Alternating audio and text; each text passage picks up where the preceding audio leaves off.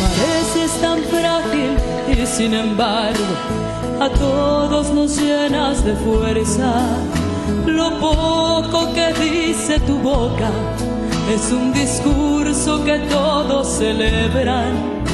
Si el cielo es de los pequeñitos, hay un pedazo de cielo en mi hogar.